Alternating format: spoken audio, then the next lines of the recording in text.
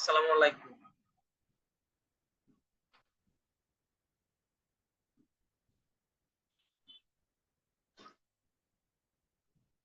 Hello. সালাম আলাইকুম ভাইয়া। ওয়ালাইকুম সালাম, ভালো আছেন? হ্যাঁ জি ভাই, আপনি কেমন আছেন?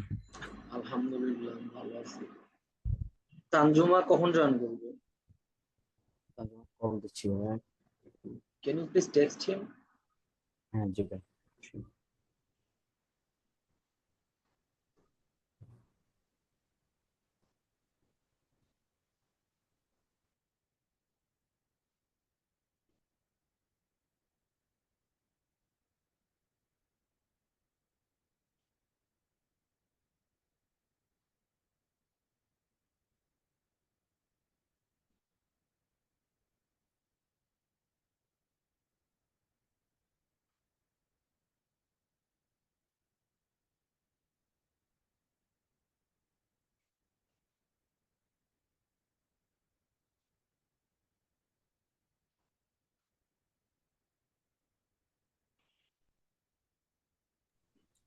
হ্যালো। হ্যালো।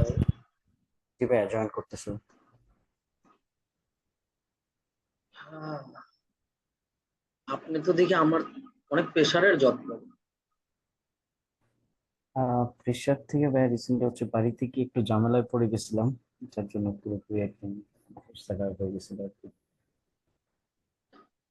এই ঝামেলাগুলো দেশ না ছাড়া পর্যন্ত আপনাকে আরো ছাড়বে না। ওইটাই করতে হবে ভাইয়া, ওইটা ছাড়া কোনো অপশন নাই। ঝামেলাটা মেনলি গ্রামে যে ঝামেলাগুলো হয়, ঈদে গেলেই এই ঝামেলাগুলো সবসময় দেখি। ওই যে আমার এক প্রতিবেশী আমাদের প্রায় 63% জায়গা হচ্ছে দখল করে নিছে। ওইটা নিয়েই যা ঝামেলা চলতেছিল আর কি।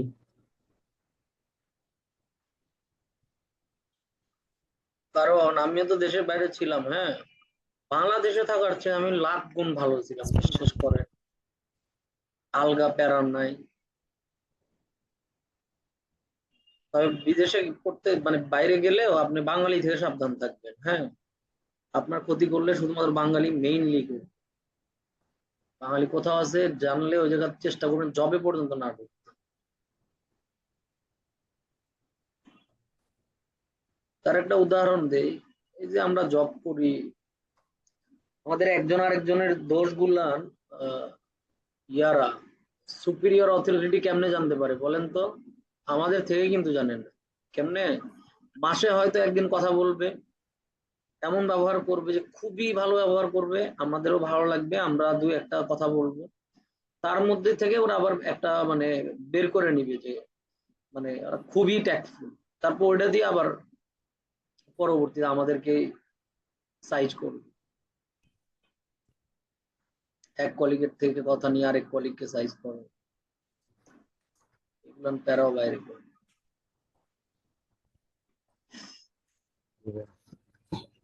তানজুমা আসছে? হ্যাঁ, আসছে তো।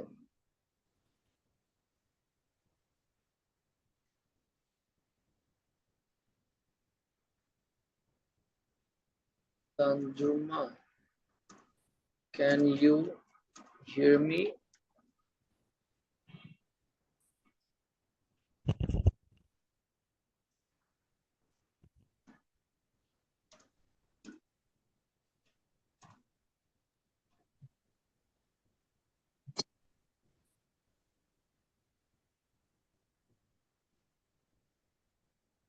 ঠিক আছে, আমরা শুরু করি না? জি ভাই।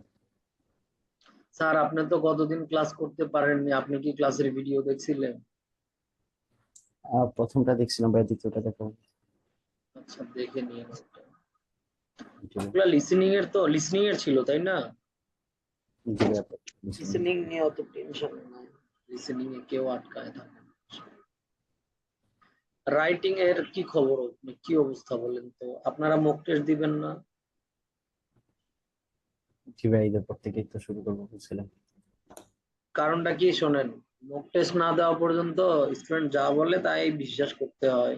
বাট মক টেস্ট দিলে অ্যাকচুয়াল পরিস্থিতিটা বোঝা যায়, কোথায় কি ঝামেলা আছে, ওটা কেমনে কাটায় ওঠা লাগবে। যেমন রাইটিং এর ক্ষেত্রে হিউজ হেল্প হয়। আপনি আমাদের এখানে না দিলে অন্য কোথাও দেন, কোনো প্রবলেম।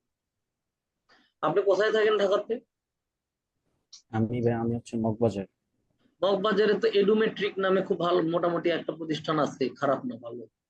এই 99 টাকায় মক টেস্ট নিচ্ছে। হ্যাঁ, দিনকে দিনই স্প্রিং টেস্টও দিতে পারবেন, এটা একটু খোঁজ নিয়েন তো। এর নামটা কি বললেন ওটা ভাইয়া? আমার আমার ওগুলো না আমাদের দেখা দেখি চালু করছে, বুঝছেন? 99 টাকায় মক টেস্ট আমাদেরও ছিল।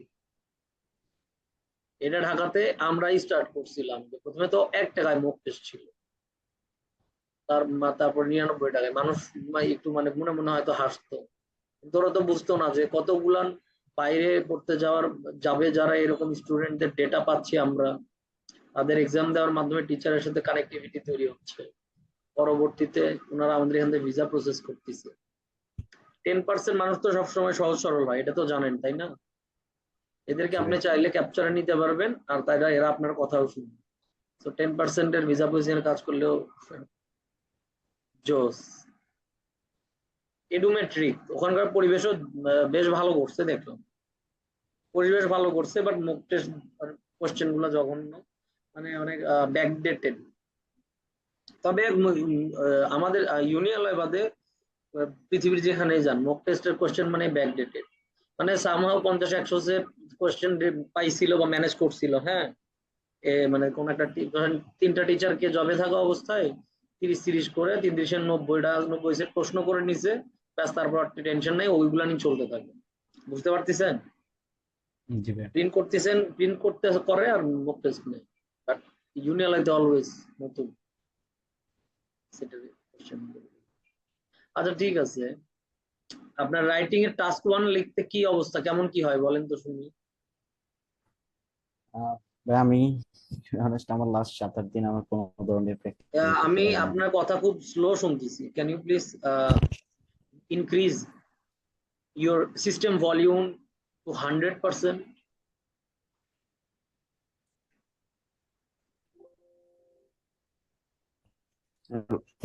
হ্যালো ভাইয়া, জি জি, কারণ শুনতে আপনাকে পাচ্ছেন? এমনিতে আমি দেখি না, মিস করি। আপনি তো সুন্দর, মাশাল্লাহ। নিজের একটা ছোট ভাই বা কাজিন থাকলে তো দেখতে ইচ্ছা করে। যাই হোক, জি রাইটিং টাস্ক 1 এর কি অবস্থা আপনার বলেন তো, আপনি নিজের জ্ঞানে লিখছিলেন কখনো? টাস্ক ওয়ান তো লাস্টে আমি লাস্ট 6-7 দিন টোটালি কোনো ধরনের প্র্যাকটিস করতে পারি না। আগের যে কন্ডিশন ছিল আচ্ছা আচ্ছা মোটামুটি। আচ্ছা, দাঁড়ান, আগিয়ে দেখায় আছি। এই ধরেন ঈদের মধ্যে কম বেশি সবাই ঈদ করা লাগছে তাই না? জি ভাইয়া। ঈদের মধ্যে যারা প্রিপারেশন নিতে পারেনি এরা অলরেডি 3 মাস পিছিয়ে গেল। মানে ধরেন আগুন হেভি পারফরমেন্স, 3 মাস 6 মাস ধরে খুব চমৎকার একটা পারফরমেন্স তৈরি করছিল আইএলটিএস এর, 5-7 দিন 8 দিনে প্র্যাকটিস করেননি। আপনি কি প্র্যাকটিস করা শুরু করছেন আসার পরে? না ভাইয়া, করা হয়নি। করে দেখেন, করে দেখেন কি অবস্থাটা হয়। মানে নিজের পারফরমেন্স এত জঘন্য হয়ে গেছে যাবে এক্সাম দিয়ে দেখে, যা আপনার অবাক হয়ে যাবে। দেখলেন তো মনে হচ্ছে আমার শুরুতে শুরু করানো। যাই হোক, নিজের জ্ঞানে লিখতে গেলে আপনি কি ধরনের প্রবলেম ফেস করেন টাস্ক 1 লেখার ক্ষেত্রে? যেমন এদের কোশ্চেনটা প্রপারলি প্যারাফ্রেজ করা, জি ভাইয়া।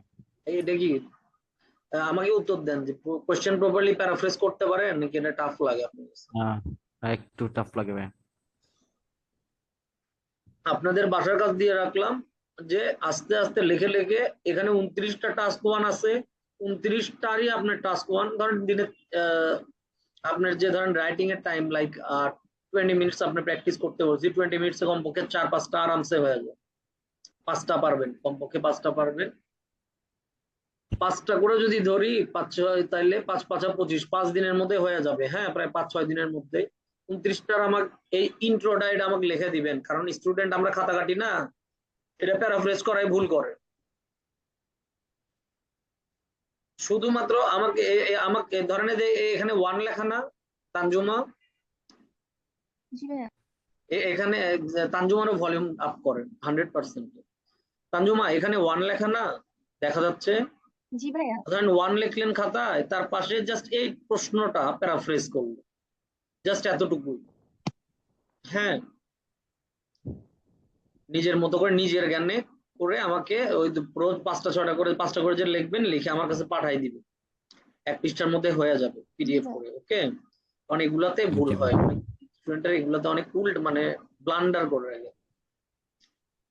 এর বাদে যদি আমি ধরি বডি লেখাতে দেখে দেখে লিখে, এটা আপনার শিখতে হবে যে কিভাবে জিনিসটা ব্যাখ্যা করা যায়। এখানে যদি কঠিন লাগে আপনি সিম্পল ভাবে এমনি লিখবেন যে যে কোনো একটা জিনিসের টপিক ধরবো, এটা কি ছিল, এটাই যদি আমি বলি এখানে 2 নম্বর এখানে লেখা না, আপনি স্টুডেন্ট যেটা ভুল করে ধরেন ওই ধরেন কথার কথা একটা উদাহরণ দিই, প্রথমবার এমনি লেখে যে the high income class people of United Kingdom spend mainly on hamburger, whereas their spending pattern shows that the lowest amount they used to spend was on fish and chips, fish and chips sort of fast food, comma, on the other hand, comma, the second highest amount went for pizza, which was the second most favorite fast food of the UK people at the year of 1990. ওকে, যে 1990 সালে লন্ডনের মানুষরা যারা high income class ছিল তারা সবচেয়ে বেশি অর্থ ব্যয় করছে যে ফাস্ট ফুডের উপরে, এটা হচ্ছে হ্যামবার্গার, কমা, ঠিক একই সময়ে তারা সবচাইতে কম স্পেন্ড করছে ফিশ অ্যান্ড চিপস এর উপরে। অন দা আদার হ্যান্ড মানে অপর পার্শ্বে বা অপর দিকে তাদের দ্বিতীয় সবচেয়ে পছন্দের ফাস্টফুড ছিল পিৎজা। ঠিক আছে, জি ভাইয়া। এখন স্টুডেন্ট বা আপনারা ভুল করেন কোথায় আমি বলি, আপনারা এমনি লেখেন যে the UK people, the high income UK people spend, বানানে যে ভুল করে টেন্স অনুযায়ী, কথার কথা মানে স্পেন্ডস লেখে বা উল্টা পাল্টা লেখে, যাই হোক, স্পেন্ডস স্পেন্ড মোস্ট অন হ্যামবার্গার্স, দাঁড়িয়ে ওরা দাঁড়িয়ে দেয়, তারপরে দ্বিতীয় বাক্য লেখে এমন করে যে দে স্পেন্ড লিস্ট, এই লিস্ট আছে না মানে সবচেয়ে কম, এই তিনটার মধ্যে এটার পিছে খরচ করছে না মাঝেরটা, এটার জায়গায় ওরা বলার ক্ষেত্রে ঝামেলা করে যে লিস্ট, এটা প্রপারলি অনেকে বলতে পারে না, কারণ সুপারলেটিভ ডিগ্রি এগুলো সবাই অতটা গায়ে লাগায় না, হয়তো এই জায়গায় এমন করে লেখে they spend lowest on fish and chips, which was their least favorite fast food. দাঁড়ি তৃতীয়, এটা লেখার জন্য আবার তৃতীয় আরেকটা বাক্য লিখতেছে যে they paid, এখানে টেন্স ভুল করে পেইড এর ওই জায়গায়, আচ্ছা, they paid second highest amount on fast food on pizza। আমি যা বললাম ঠিক আছে না স্যার? হ্যালো, শুনতেছেন না ভাইয়া? হ্যাঁ বললাম যে আমি যেটা আপনার কি মনোযোগ দিয়ে শুনতেছেন, সিরিয়াস হন কোন, হ্যাঁ জি শুনতেছেন তো? ভাইয়া। জি ভাইয়া। আচ্ছা, আপনারা জি এমন ভাইয়া। করে লেখেন না যে তিনটা জিনিস লেখার জন্য ধরেন যে তিনটা বা দুইটা বাক্য লেখেন, আমি যেভাবে বললাম ওভাবে লিখবেন, ঠিক আছে? জি ভাইয়া। ওভাবে লেখা যাবে না, আপনারা এমন করে লেখেও ভুল করেন। আমি একটা উদাহরণ দিই, এই যে আমরা বলছি, আমি এতক্ষণ ধরে পেঁচাল বাড়তেছি, আমি কোথাও কত মিলিয়ন পাউন্ড ব্যয় করছি এটা বলছি? না ভাইয়া। এই মিস্টেক গুলান করে স্টুডেন্ট, বুঝছেন? আপনার প্রিসাইজলি ডেটা দিতে হবে যে, এইবার সঠিকটা শুরু করি, বডিতে এমনি শুরু করলেন যে first of all, comma, the British people in 1990, okay sorry, in 1990 the British high income class people spent on hamburger most, which was 45 million dollar, yeah, 45 million pounds,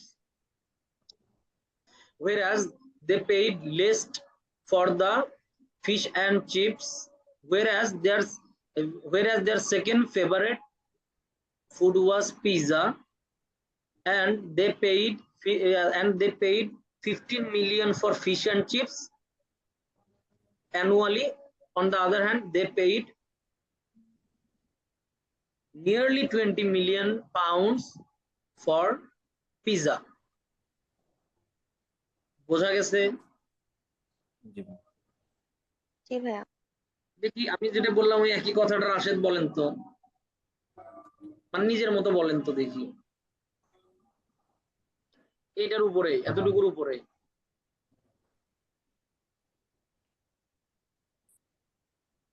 আমি লক্ষ্য করবো যে আপনার বলার ক্ষেত্রে বা মানে লেখার ক্ষেত্রেও তো তাই হবে যে ভুলগুলা কি কি হইতো, জি ভাই। এটা যখন আপনি ব্যাখ্যা করতে যান তাতে ভুল কি। স্যার এখন স্মরণ করলে হবে না কিন্তু, কারণ হচ্ছে ওই আমি আপনার ঝামেলা জটিলতাটা ক্লিয়ার করার চেষ্টা করতেছি, এবং বোঝার চেষ্টা করতেছি যে রাশেদ লিখার ক্ষেত্রে কেমন করতো। বেশি পড়া ধরবো না, একটু হেল্প করেন, বলেন তো দেখি Rashed. First of all, the British people, the high income British people, hmm, expand most.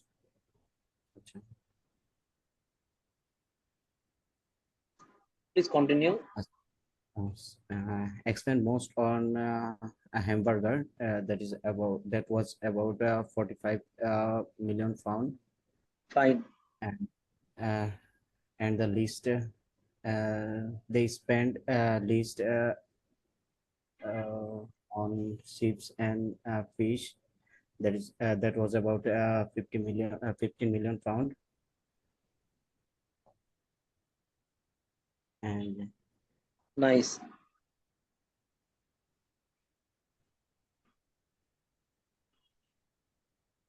they আপনার spend জি ma'am.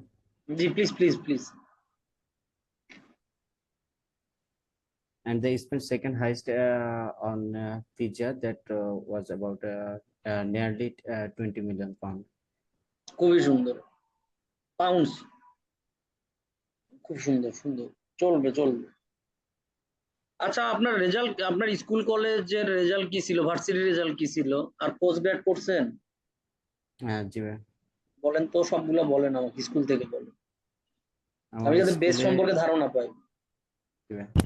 আমার এসএসসি তে ছিল 4.81, হুম, এইচএসসি তে হচ্ছে 4.92, হুম, বি ফার্মে ছিল 3.75, নাইস নাইস। এম ফার্মে 3.69। যে পোস্ট গ্রেডে জি কত ছিল, পোস্ট গ্রাজুয়েশনে? 3.69। বা আপনার বেশ